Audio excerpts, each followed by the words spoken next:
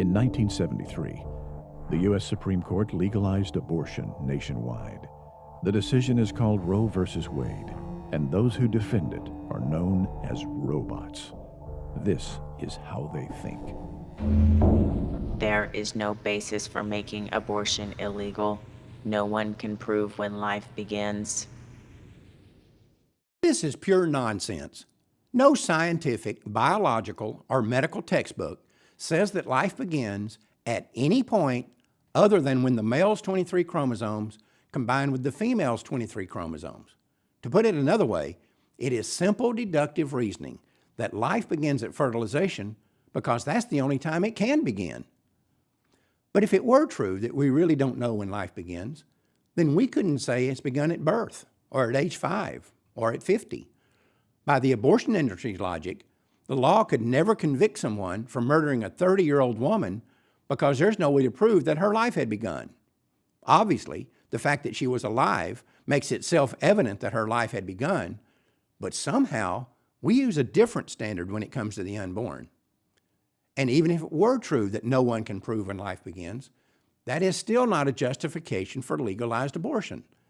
To argue that it should be legal to butcher the unborn by the millions because no one can prove that they are living human beings is no different than the jury in a capital murder case sentencing a man to death because the defense did not prove that he was innocent. Our system is that since the state is the one taking the action, the burden of proof belongs to them.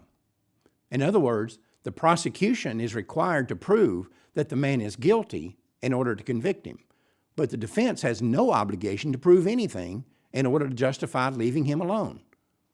So why don't we apply this standard to the abortion issue? Why aren't we saying to the pro-choice mob, before you can kill the unborn, you have to prove beyond a doubt that they are just worthless clumps of cells?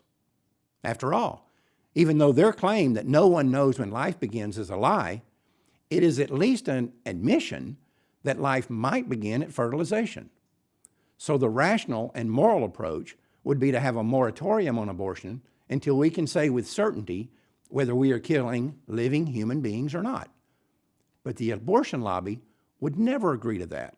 In fact, a significant number of them now contend that abortion should be allowed even if it's biologically proven that the unborn are living human beings.